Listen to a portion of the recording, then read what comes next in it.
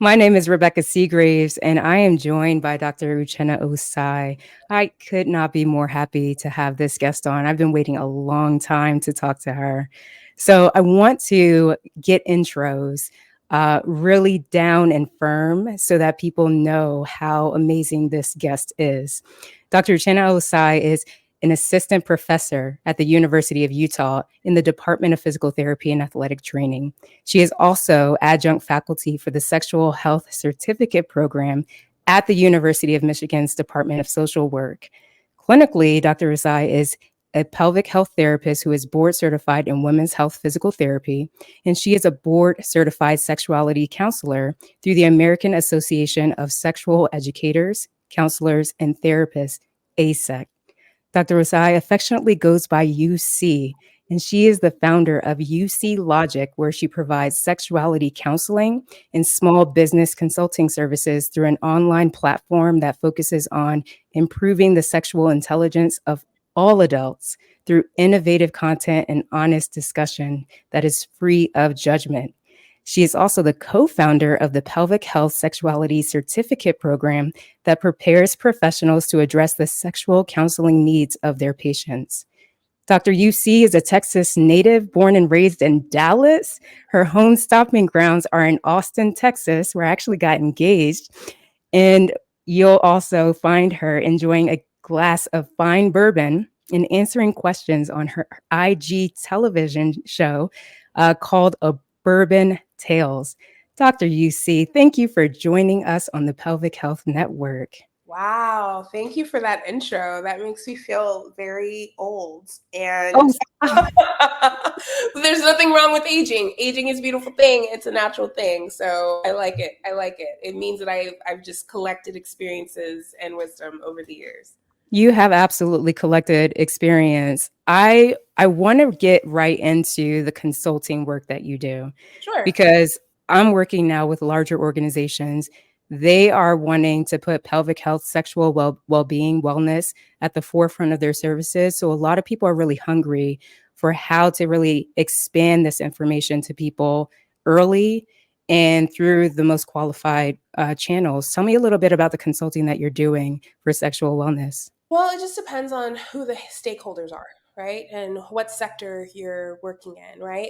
A majority of the consulting and work that I do is with startup companies and health tech. So I'm not actually in the traditional physical therapy model anymore, right? I'm not necessarily consulting with hospitals because that was kind of like my former life, right? I kind of work in the space of who is going to be pushing forth the sex tech revolution. Like, where does that live? That's going to be living in a lot of these individuals with lubricant companies, sex toy companies, tech companies, companies that are able to operationalize it in a way that brings it directly to the consumer. And so I think, especially from a physical therapy brain, like the way that we're meant to, or the way that we're trained to think, right? That we spend all these years in school to think, is that we're kind of in this whole the doctor, PA, nurse practitioner referral space in the hospital based system, and private practice, cash based. And that's one way to do it. That's one way to kind of bring your information to the masses. Another way to do it is thinking outside of that box, right? Why aren't we um, in those other corporate spaces? We should be, right? When you think about that too, it's like we should be in medical advisory boards, paid medical advisory boards, not just consulting with taking up our time. Like, give me equity or pay me cash, however you want to do it. But I have this skill set to help with advising these products and putting them in the market and making them products that actually are effective and utilized in a way that makes sense. Another thing that people are sleeping on is that a lot of times when we're thinking about the research or even just the conversation around sex and wellness, it's centered around heterosexual, cisgender white women. And honestly, like, that's one way to go, right? But we need to expand that because there's a lot of buying power in everybody that is having sex, which is everybody. And so when you think about that and you start talking about sex pleasure, who has the right to pleasure, who doesn't. It's also helpful to have an intersectional narrative. It's helpful to have an understanding of social and political determinants of health and social determinants of equity, and how that actually does inform how we as a society view sex and sexuality and sexual health and sexual rights, because those are all different things, by the way. So we really just need to make sure that, I think that as practitioners, most of us as practitioners, kind of have a good understanding of what we know and what we don't know. And what we do know is still very valuable, but then also we need to grow that knowledge. So as I kind of navigated these different circles, I said, okay, let me get a little bit more didactic training in sexual health, right? Let me get a little bit more supervision and mentorship from people who are not just PTs, right? I got mentorship from all types of individuals, and that in different sectors. And that actually has grown my business, that has grown my mindset, and that has made me more of an effective physical therapist, researcher, and professor, and business owner. Honestly, you probably opened up so many channels when I talked to you. I had a call with you, even just a couple years ago, but it feels like yesterday Remember, because it was so impactful then. And I was like grappling with this like small world of hospital-based consulting, like you would think would be kind of almost at the pinnacle, right? If I'm a practitioner, oh, I'm talking to the decision makers to institute, this major thing, physical therapy after birth. And when I was introduced, I just recently was enrolled in the 1 million Black women, Black in business program through Goldman Sachs. You see, when I tell you, when I was in New York just a few months ago and talking with industry leaders, their definition of evidence, what's the evidence for what you're doing that works, was how many people want it. yep. How many bodies want it? It wasn't, oh, where's the journal No, article they where don't. that was They don't care. needed, where physical therapy helps Doesn't someone matter. after C-section? Like my hair will turn gray if I stay Doesn't in matter. the healthcare world. But when I'm talking to people in femtech, they're like, how many bodies want it? And so you're talking about intersexuality and all of these different like social determinants of health, when you're opening up a whole new portal where products can be sold, where people want That it, part. right? You're That literally introducing the tech giants into a whole new market. that part. That part. My sister's an attorney, and she does trust work. By the way, reach out to her if he feels. Shameless plug.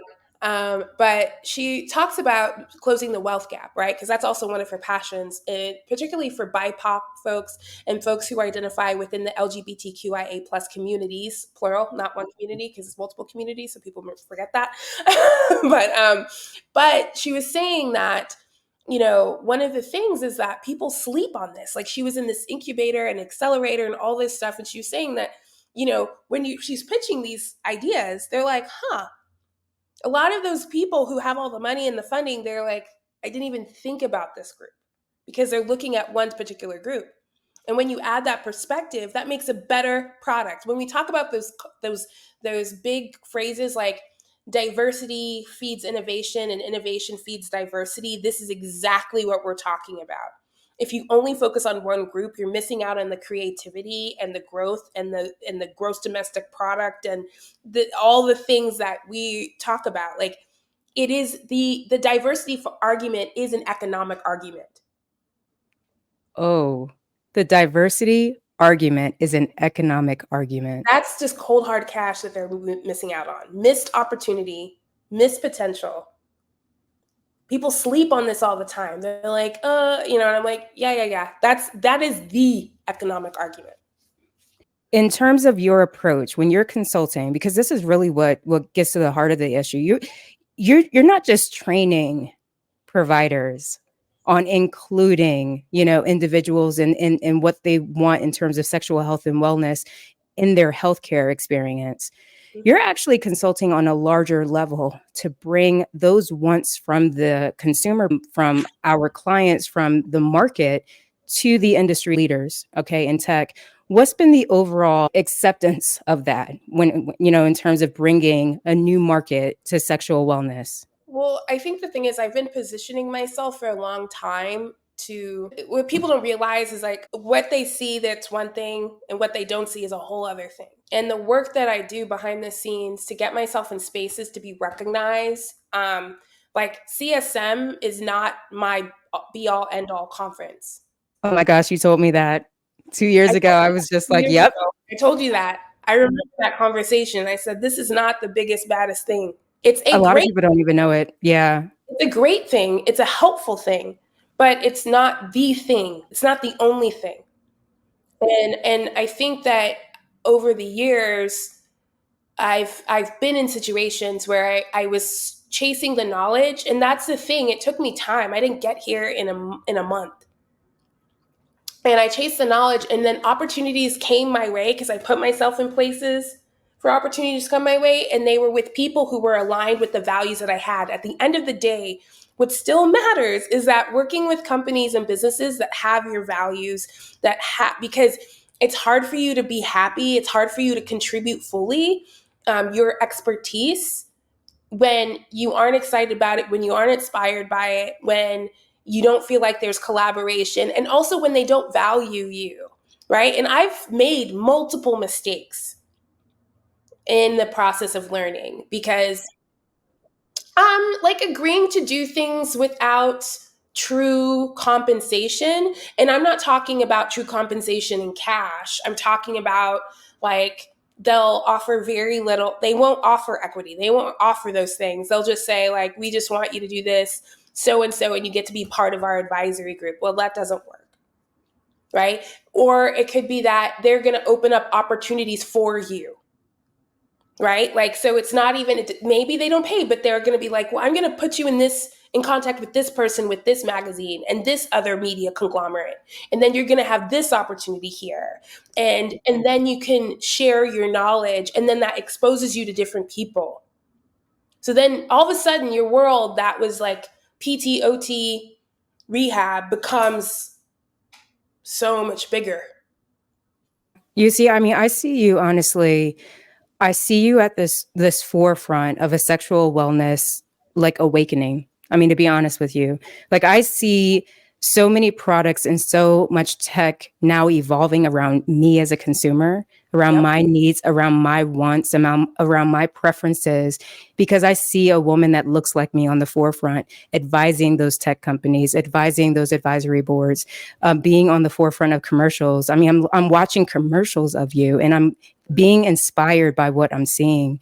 And so what I really want to kind of get to the nitty gritty of is really expanding our view. We talked about it already of the physical therapist, occupational therapist, the rehab therapist mindset of what their role is in someone's sexual wellness journey on a larger level. What is your role in front of companies that are deciding what lubricants, to showcase to this market, what toys, what products, what advertising to bring out into these communities, so that this is not a taboo conversation. We're inviting people in to talk about what they want. Yeah, I think that what my role is, it could be as simple as meeting with the founder CEO once a week or once a month for an hour or two or quarterly. And they kind of can, I've been in situations where they're like, here's what we have up the pike. And it's not just me, it's like other healthcare people or other, and then you have engineers on the call, and you have marketing on the call, and you have interns on the call, and they'll be like, okay, this is what we're thinking. And we're like, no, this doesn't work.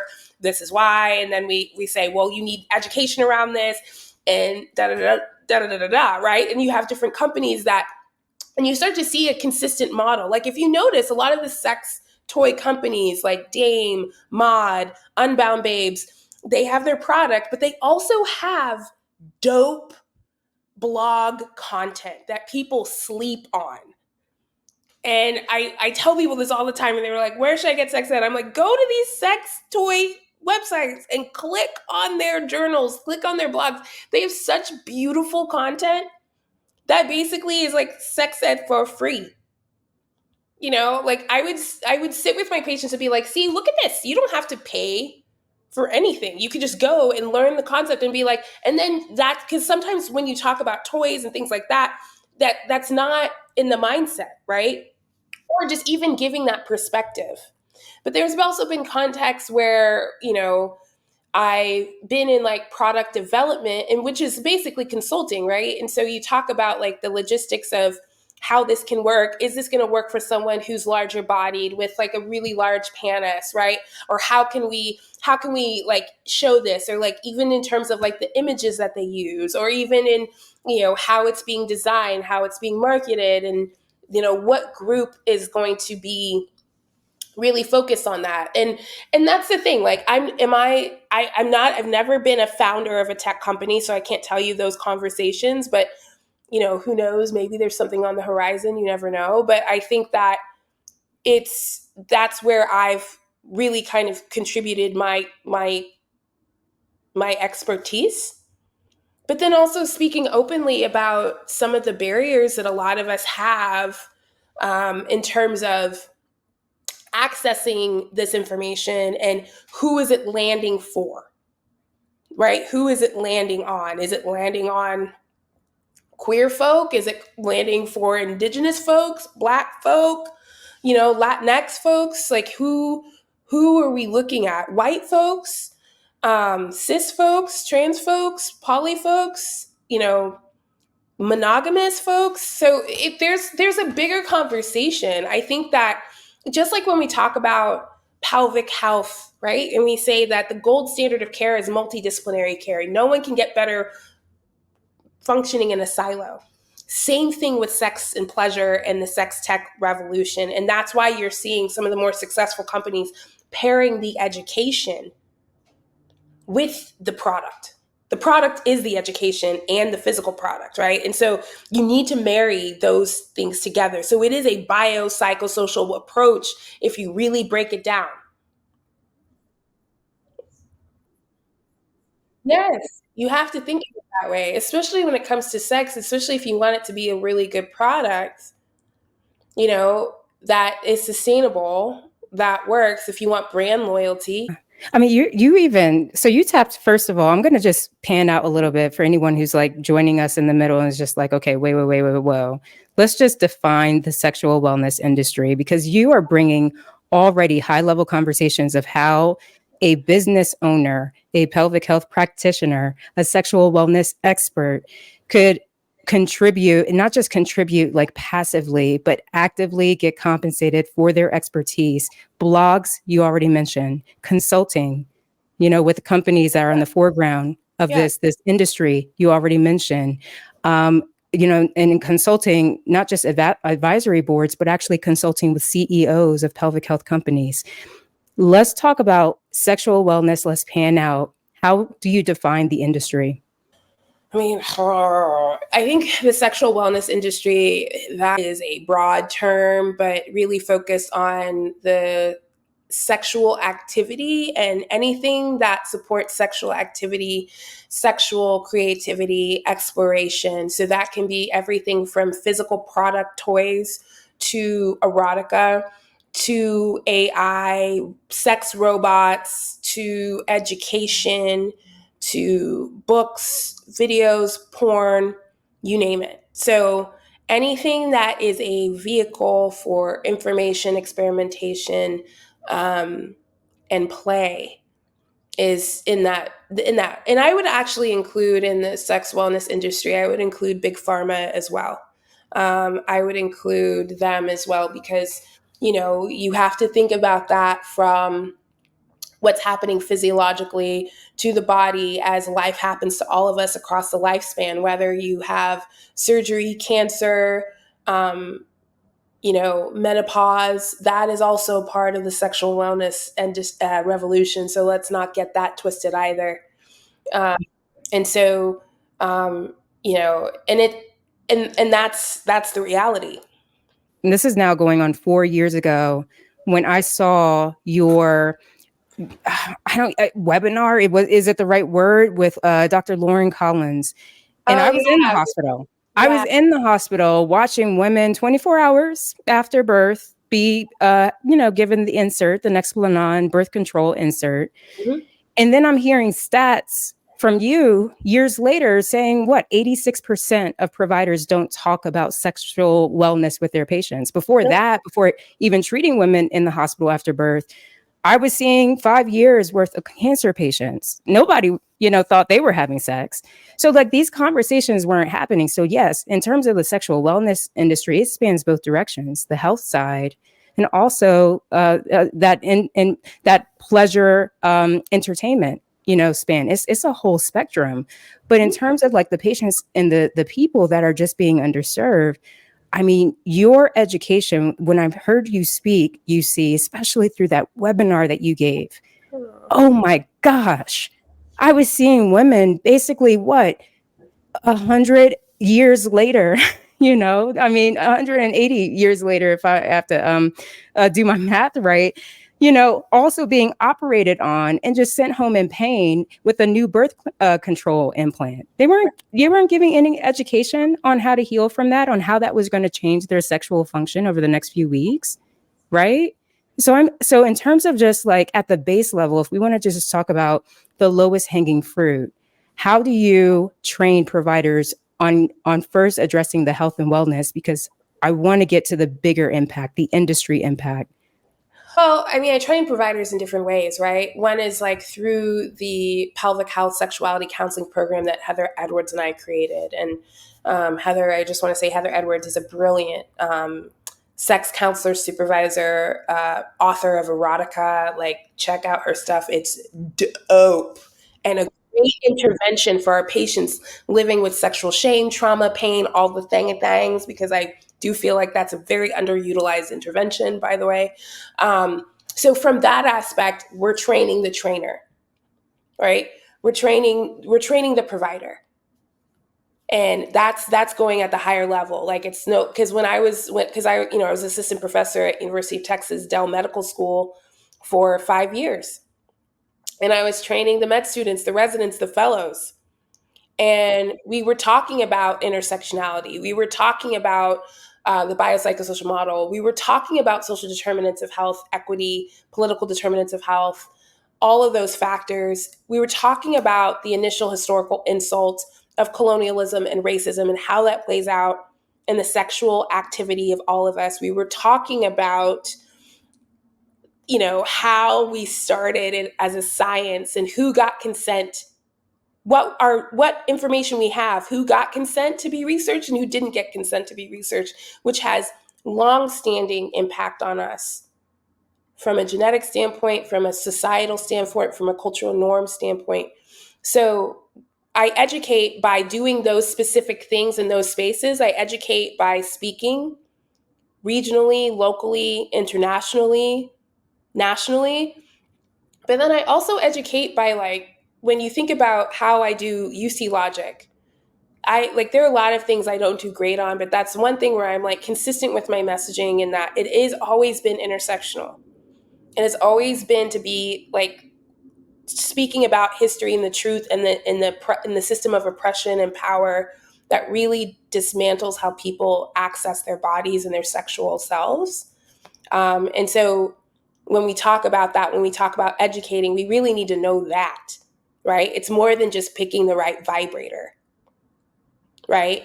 It's really about giving people a way to analyze the world around them and how to address the gaps in their experience with the world. How was the response of teaching medical students? What was their response like? I mean, honestly, that's my first entry. Like, I've been teaching med students, residents, and fellows my entire career. This is the first time I've been teaching PT students the past year and a half.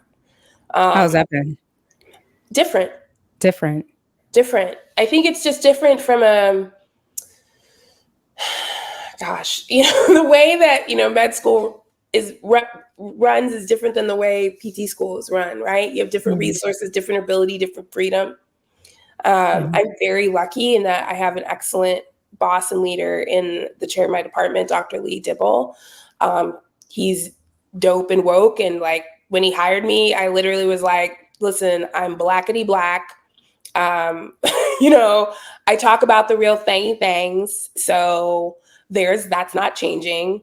But I was also like, I wasn't a green professor, right? So like, I was like, listen, this is the business that I stand on with my whole chest, take it or leave it.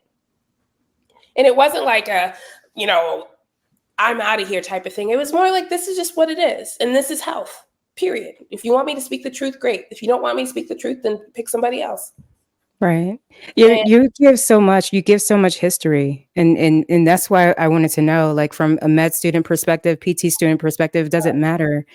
Like, you are giving doses of history and in the intersexuality sectionality training that you do. Like, I don't think that I'm alone when I say, when I first heard you drop this knowledge, I had not learned it. I no, had not learned it, no, right? I had gone through a residency program, right, in women's health physical therapy. I had not learned a lot of the history of what our bodies had been through to get to this point, to say that, yes, we will grant you, this service, or you can be exposed to this conversation about your health. I mean, I had not learned where that came from. I yeah. just knew I was different. Well, most of us haven't been taught that across the healthcare professions. So, and when you ask about the reaction of the meds, like that was just how it is. I was part of the faculty, so there was no reaction to be had, right? There is like, this is the person that's going to educate you on these pieces, right? And that's what I did. And but no one, it wasn't a standard to talk about the history of things. Honestly, 2020 was this reckoning for everyone to be like, oh snap, right? Even when I attend academic conferences like American Urogynecological Society conference, right? And last fall when I attended, that was a way different conference than it was a year before, than it was the year before that, than the year before that. Like, they are just like, the way they're doing research is different. The way they're naming things and saying, this research is mostly done on cisgender white people. So that's one thing that we need to acknowledge, right? Like, to say that up front, or to be like, when I speak of woman, this is who I'm describing, right? Like, to have that click, like, I felt so like, I was like, yes, yes, this is how you do research. This is how you do lectures. This is what we are speaking on. Like, you name it. Say, like, listen, I'm speaking on something that has been validated in this group. We don't have research yet that has been validated in this group. But we are going to make an inference that that's what's possibly happening. But that, I just want to be clear on that. And to have these conversations in that way tells us that there is shifting, there is change. People are looking at the data differently because we are not all a monolith. Like, there is a lot of variation and difference in how we engage with sex and health and how we perceive health. And when you're thinking about that from a corporate perspective, look, like, I'll be honest, like, there few people where founders where I'm like talking about the history. I know the history, right? I don't need to be all like, they're just like, will this product work or not? Hmm. Right? And I'm like, yeah, probably, but who's the audience, right? Maybe you want to add this, or maybe this person might be a better influence for that, right? Or how does that work, in terms of, like, what are you looking to achieve with this product, right? um, and that's like, takes it's time and experience to be able to say, hey, yeah, I can be in these spaces, I'm fine in these spaces. But I personally have always been comfortable being the only one in the room who's the physical therapist, being the only one in the room that has that space. Some people have that comfort, some people don't. And but everyone can find a space in that world. You just have to figure out what lights you up, what you're passionate about, what you want to bring to the table. And then if you don't find it, then create it yourself. Ooh, truth. You see, if I wanted to grow my business right now, right? Hmm. Pelvic health, sexual wellness, what do you see are the biggest opportunities of growth for sexual wellness providers, sexual health counseling in the wellness space? What are the biggest opportunities for growth right now? I mean, I think the thing is, we cannot have this conversation without talking about AI. So I think that that's something that the way we do things now, we have to like use AI. Needs to be at the forefront of your thought process, no matter what you're doing. So the biggest opportunity for growth is to learn AI, understand that it's nothing that you will actually ever fully understand, but like kind of moving in that direction of how can you use artificial intelligence to optimize what you're providing, and figuring out and learning about your consumer. Another thing to grow your business is figure out who your stakeholders are, right? Do you want to do something that's direct for the consumer, DTC, right? Or are you doing something, or it like, and when I say consumer, it's like, who is your consumer? Is the consumer the providers or referring providers, like other people in your space, or just people out in the community? Right? Or is your stakeholder a pharmaceutical company or an insurance company?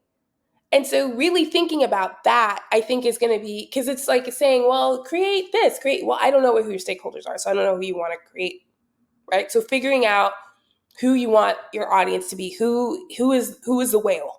Love that. And when you think about that, right? If I'm a Mm-hmm. a provider, right? And I'm thinking, okay, I want to do something that lights me up, Mm-hmm. right?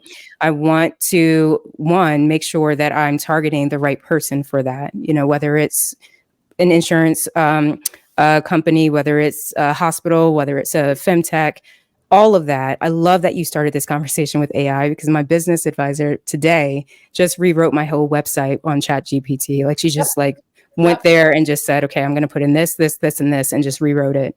So I love that you framed it that way.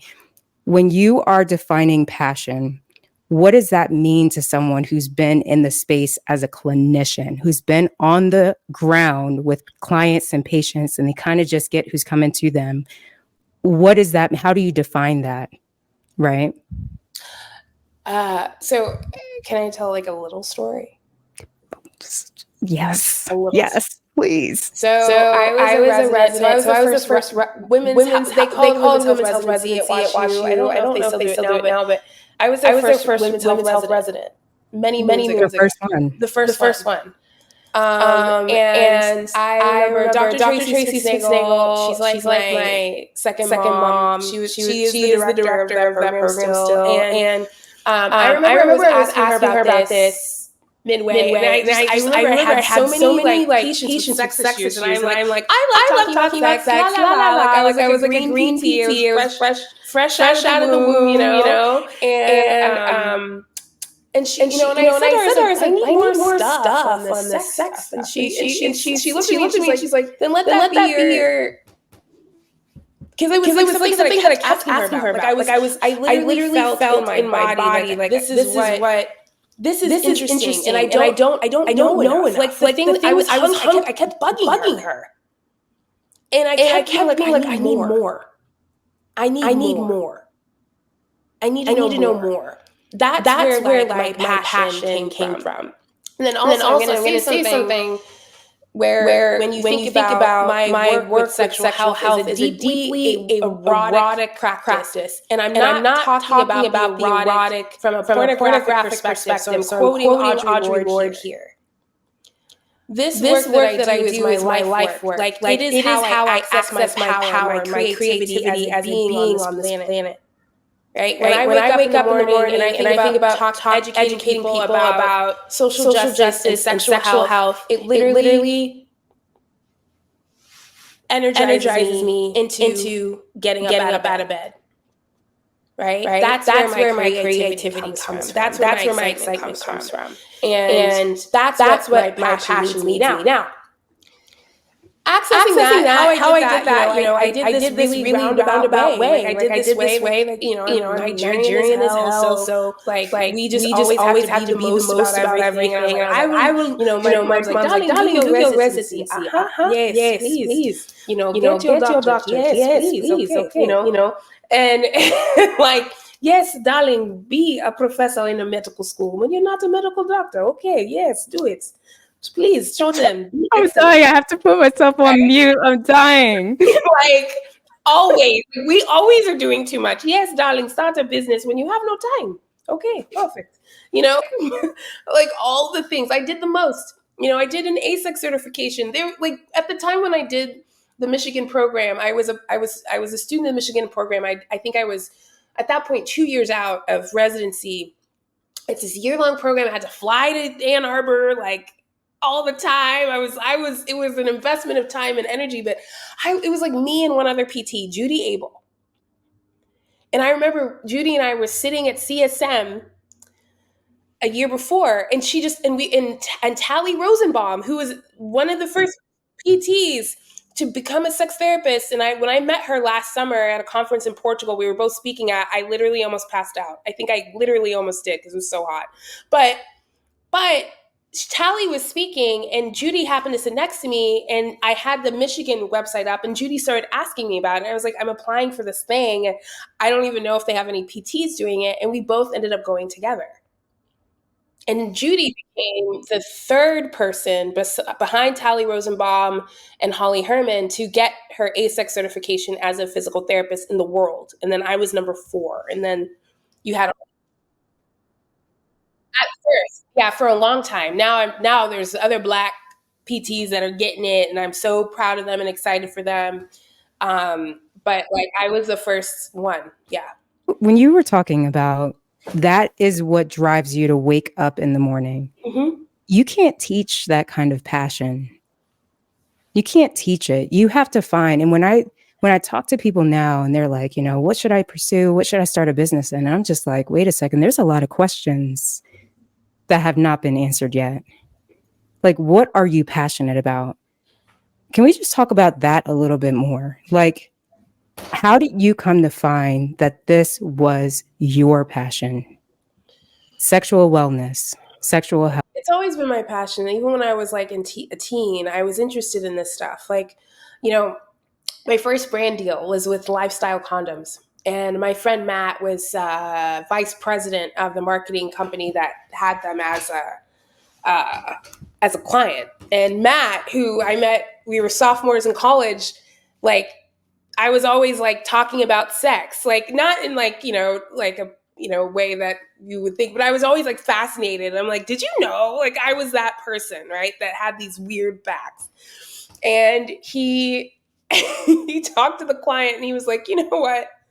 My friend, she's I was in Houston at the time, I was a Houston Methodist. He's like, she's a professor and she's a physical therapist, but she's like does all this sexual health stuff. Let's just get her on the call. Right? I had no idea. I thought it was just my homie calling me, and it was like midday, and I was like talking about some craziness that I just witnessed, and they loved it, and that was like my first brand deal, and it was like a very big brand deal, like With Lifestyle Condoms. I'm like one of the lifestyle biggest condoms. names in condoms, and you had a brand deal, Yeah, and with you Emily were just Morse. on the phone, just Yeah, it was me. just Yeah, Emily Morse and Ray McDaniel. Get their book out, Gender Magic, great book. And it was the 3 of us, and that was my first brand deal. But like it was something that, and I remember I was so nervous the first time, like I was so stiff in the video, and I remember like, but I was in my head about it, but I afterwards I was hooked. I was like, this is a very novel way for me to exercise this muscle of mine, right? It was very commercial, it was very out of pocket, and I realized like that was like what had my passion. It's always been my passion.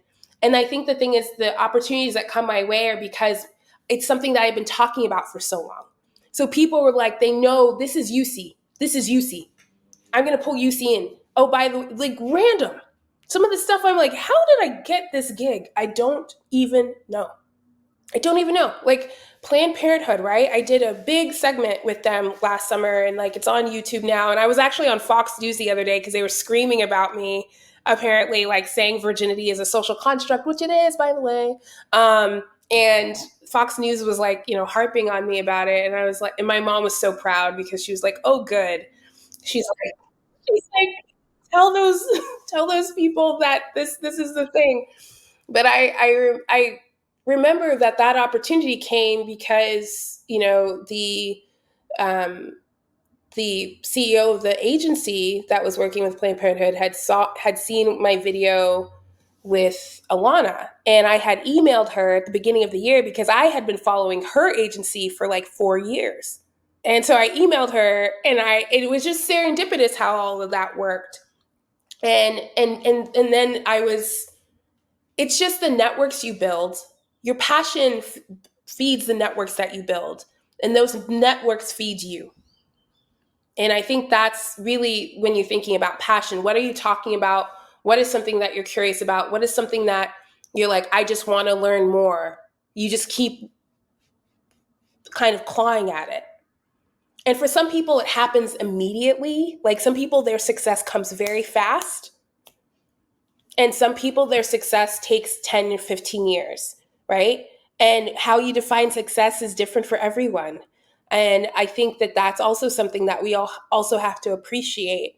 You know, I've crafted a life in a way that like it suits me, right? It may not suit everybody, but it suits me.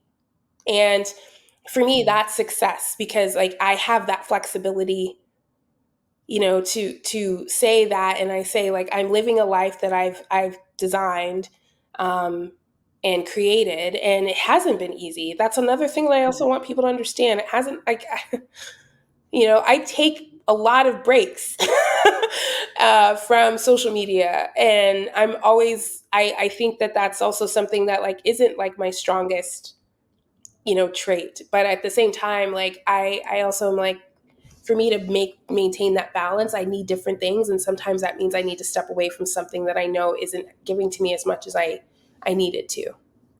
You see, I think we could get really distracted by social media. I think we can get distracted by how many followers someone has Yes. Well, and not realize that that person may have no brand deals.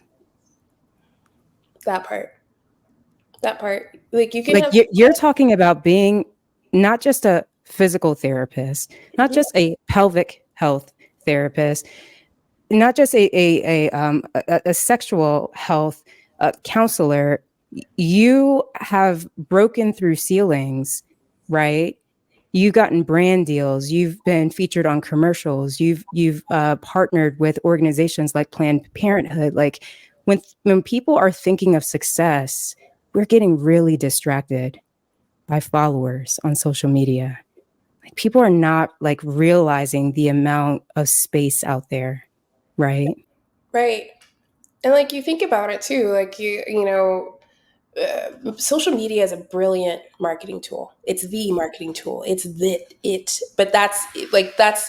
I think I also had to shift my mindset about social media and that it is a marketing tool. And it's also a community tool, right? It's a marketing tool. It's a community tool. But it's like thinking about how do you shape your community? How do you engage with your community? And like that's for me. Like this year, that is actually like my goal is how do I re-engage? How do I offer differently for my community? How do I be there in a way for my community that I feel is sustainable and good, right? And that requires different way of thinking, a different approach.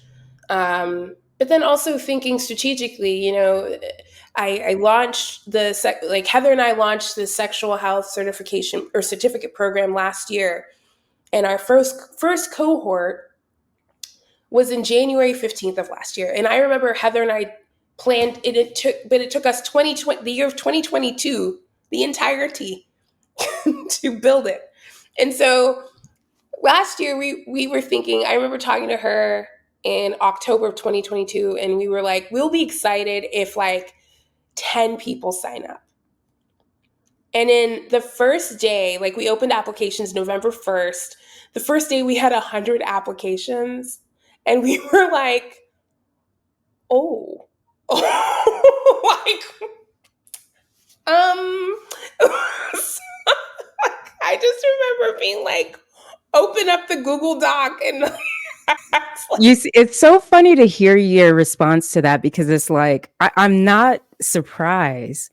Like people know who they're learning from. Like anyone with eyes wide, I'm sorry, you know, you. I don't care if your eyes have been, if your head has been buried in the sand. You've heard of the work that you've been doing. Like if you've been in the pelvic health world, if you've been in the sexual health world, you, to me, you can teach anything, and people know they're going to get so much more. They're going to be able to go so much further with that information. You're not just teaching them at this level. You can just treat and consult at this level. You're telling and showing people by your actions how to go further upstream. They know who they're getting their information from. yeah. So I love that reaction, but it's just like, tell me more, give me more. People want to know, like, Well, what else? but I think that's the thing, right? You know, like Heather and I were very intentional. So this is the thing. We designed it. we're not talking about men's health, women's health in a binary. We talk about realness. We get into it. Like it's rooted in social justice. It's rooted in intersectionality. It's rooted in the mindset of how we really should be looking at ourselves, health, and society. And then from there, we graduate people with a community, but also like with the common language and a dopeness and swagger that is actually informed, that isn't going to cause problems. Because half the time when we see things in social media where people talk about what they're going through, and it's like, this is because their provider, to no fault of their own, spent all this money on education and they weren't actually educated in this space. Right? The reason why you brought up that stat, and I honestly am like, can't believe you remember that stat, but I remember that stat because I taught it all the time because I was consistently shocked by that. The reason why a lot of these providers don't bring it up is because they weren't taught themselves and they don't understand what sexual boundaries are. They don't understand that sexual health is actually central to a person's thought process of what is healthy. If someone is not engaging in a sex life that they feel to be satisfactory, or if they feel like they can't engage the way they want to, they are not going to view themselves as healthy. And no one told that provider that. And no one gave them the skills in order to do said thing. Yeah. Like, you can't forget 86%. Like, that's just not a stat. Like, oh, half the providers, 86% of providers, of healthcare providers, do not talk about sexual wellness or sexual health with their patients. Right. And yet they're the very ones, especially if you're in primary care. Oh my gosh, they're the very ones who I would go to if I had a problem. Right. Right. Like, to me, it's just like, first of all, I have to take a step back and look at your certificate program. You're not just teaching pelvic health therapists, occupational therapists, or physical therapists. You are teaching everybody who touches a pelvis. So that is RN, PTA, NP, MD, DO, PA, anybody. Like, we've even had like sexological body workers take our class. Like, if you have a medical license, a license to practice, and you were dealing with the pelvis in any capacity, this is a class for you. Whether you're in orthopedics, gynecology, GI, urology, this is a program for you. And it is multidisciplinary. Like, it's not just PTs and OTs. Like, yeah, they're the big majority of the group, but we also do, like, that's the thing. So through this, we've done some structured intervention for like residency programs. So like, where we say, okay, we can condense this to like a smaller, like 1 month intensive for your resident, right? For your fellow. And that's something too. So it's not just we have this structure, but we can like morph it into many things. So we're really proud of it. And we're in the process of admitting our 5th cohort. And so, and we extended everything, the admissions process, just for tonight, because we were like, we want to like talk to people about this and let people know, hey, like, this is an opportunity to be a part of something great. But that also too, it's not just about the specific, here's the best toy for this, here's the best toy for that. It is about community. It is about getting that common language. It is about getting that confidence. But, from a business standpoint, someone asked me recently, like, how did you know how to do this? And I'm like, well, I'm grown. I've been a physical therapist for a long time, right? So like, I've grown. So there's that. But I have done a lot of focused study, and also too, I always tell people, from a healthcare perspective or from a provider perspective, a sex therapist, a sex counselor is not a protected term. So it's not like a federally state protected term. Like, anyone can call themselves that. You could read the book Come As You Are and call yourself a sex therapist if you want to. That's scary. I'm sorry. A therapist is a mental health provider. Right. I know, but it's not a protected term. So that, like, when I say, because I stand on business, like, I don't think that because we tell our students, like, you don't have to get a sex certification. You don't have to do another long, but the value of having the community, the value of getting this information, at least we set you straight. At least you're not going to be out here in these streets telling people that they just need to masturbate and that'll solve all of their problems.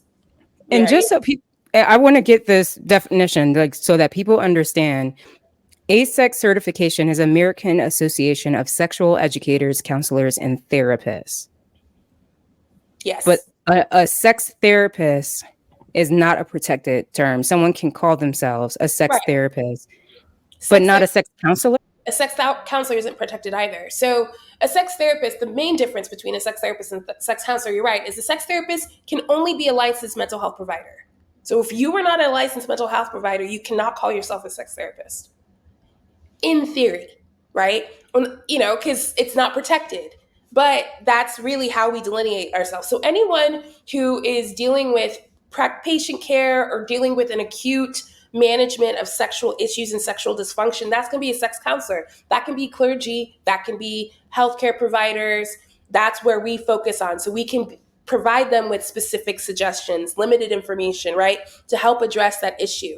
But if that issue isn't resolved and there's like deeper psychological, components that need to be addressed that would be best addressed with intensive therapy, that's when you want to work with your sex That therapist. makes complete sense to me. No, that makes complete sense. You were talking about mental health providers, the sex therapist. That's really Mhm. how it should be Absolutely. defined versus sexual health counseling. And so Yes. this certificate program, here's what's exciting to me because I get to bring this full circle. We first started talking about growing your pelvic health, your sexual wellness business. The way you did that, you see, the way that you have demonstrated that through your work over the past several years has been getting out of your industry and getting into everyone else's, Hmm. right? So Yeah. the network you have built has floated your work. Like it becomes a lot less effort when you're a part of so many networks that can carry you, right? And Right. I think one of the main issues that I see people in is that they're in these silos. It doesn't Right. work. So your whole certificate program is also not siloed. It's also not just for rehabilitation professionals. You're actually bringing the person into a classroom across a network of individuals who can expand their practice, advance their practice. Are you not? Absolutely. Absolutely. And then from there, like, when you think about growing your business, like everyone kind of stops with the education. Well, ours is the gift that keeps on giving.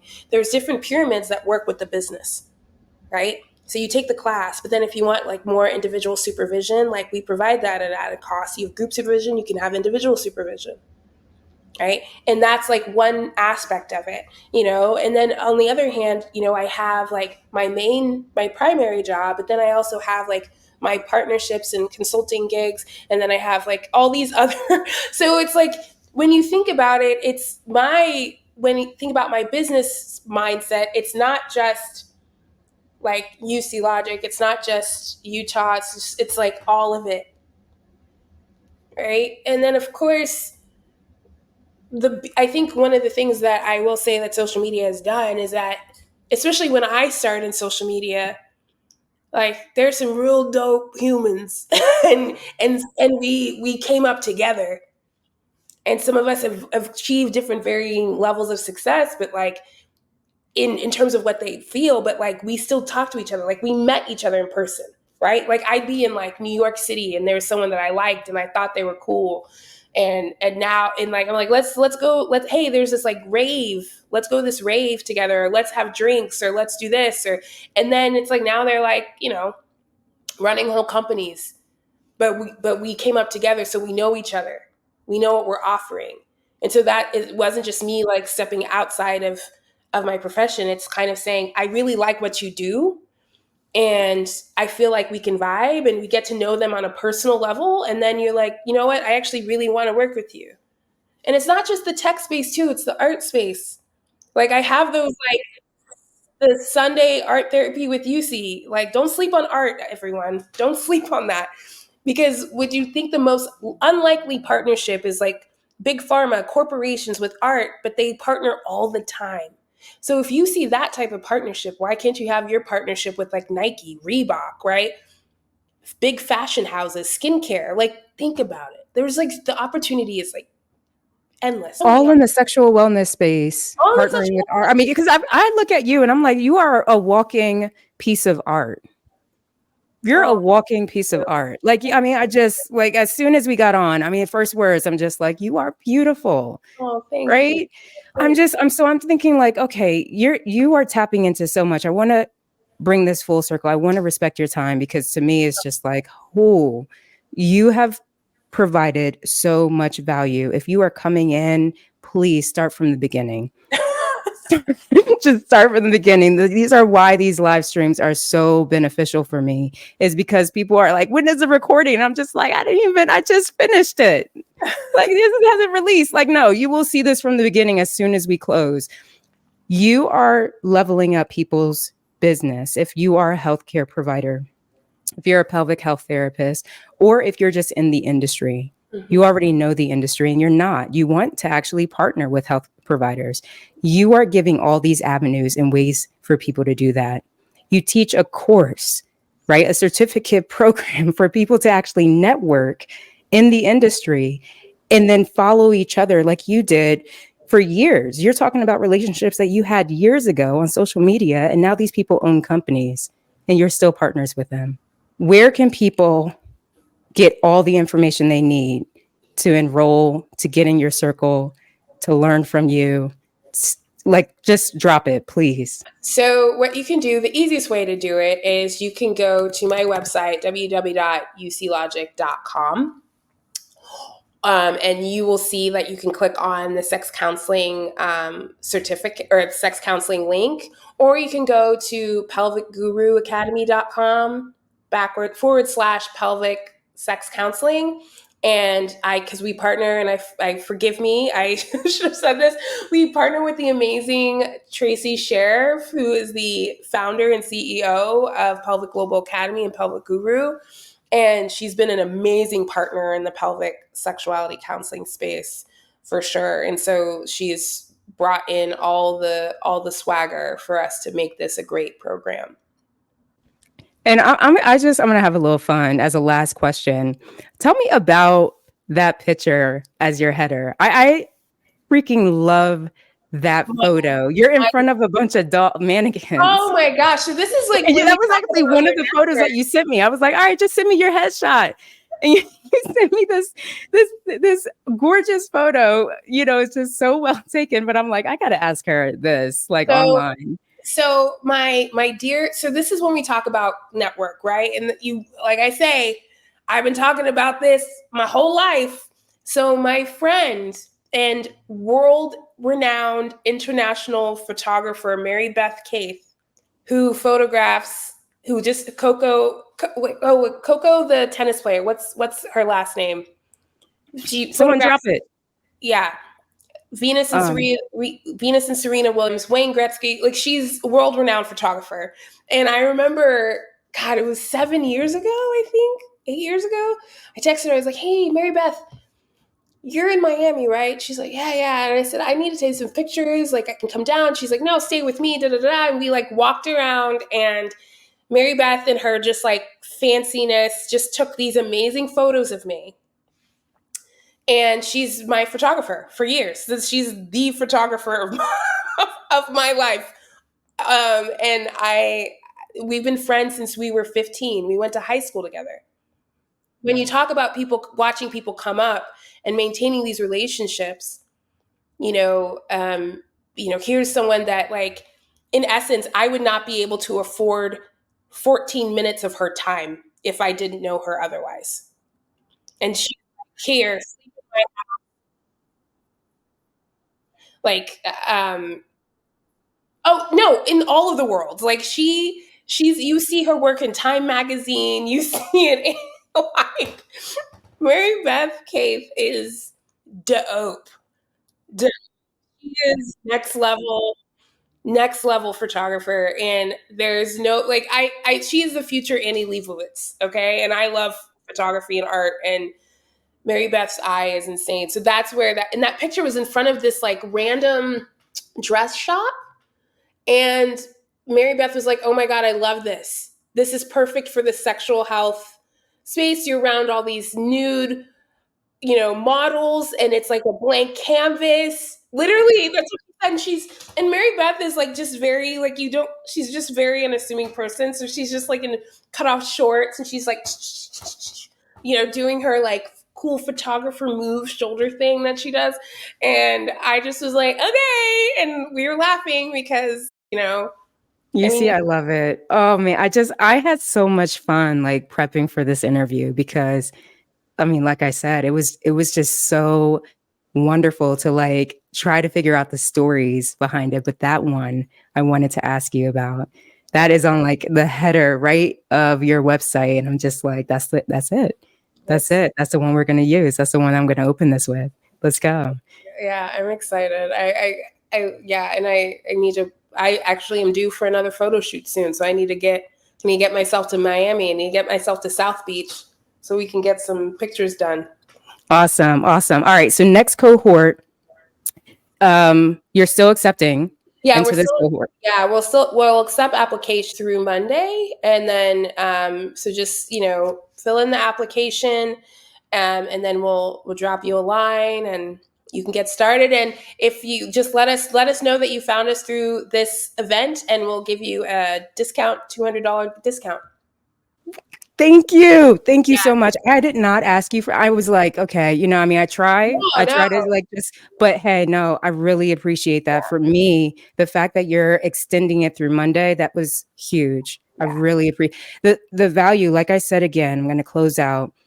Rewind, watch it from the beginning, watch about the first 25 minutes. You want to grow your pelvic health business, you want to grow your network. You don't do those things in silos, right? That happens together. You're doing it together. You're growing your network. You're getting educated so that you can actually expand your reach. yeah. And to me, this is the program, this is the course, this is the certificate program that you should be going after today. If you want to make a big splash in the sexual wellness industry, you have the best. You Thank you. May I see, say one more I thing? Can I say one more thing? absolutely. So I just my advice to you all is like just pick one conference that is outside your scope or outside your specialty. So some quick recommendations would be Afrotech, Fast Company, or South by Southwest. A lot of people think it's just a music and film festival, but it's actually like a tech festival, and it's like a week long, and it's dope and fun. And just let me know if you have questions. But that's just my quick advice. Do something that's like outside of your industry and just sit and be an observer and learn You and see, ask. you were a speaker. You were a speaker at South by Southwest. Mm-hmm. Yeah, I spoke last year as part of She Media because I'm on their clinical advisory council for Flow Health Space.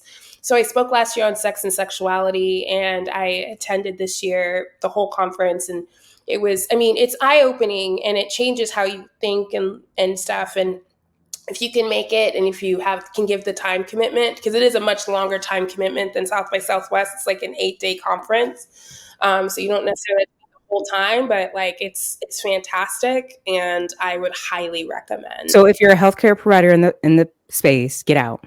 Get out Yeah, of your medical conferences, get out of yeah. your health conferences. If those are the only ones that you're going to, seek out conferences like Afrotech, South by Southwest, you Fast Company, Fast Company. Okay.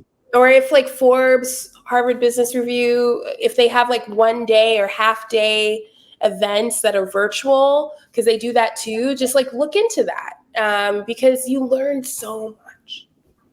You And learn just so much. And if you open your mouth, yeah, you just talk about something you're passionate about, you never know who's in the room. exactly. Yeah. You see, thank you so much. Thank I you. seriously thank you so much for being here. This was super fun. Thank you everyone for your attention, and thank you, Rebecca.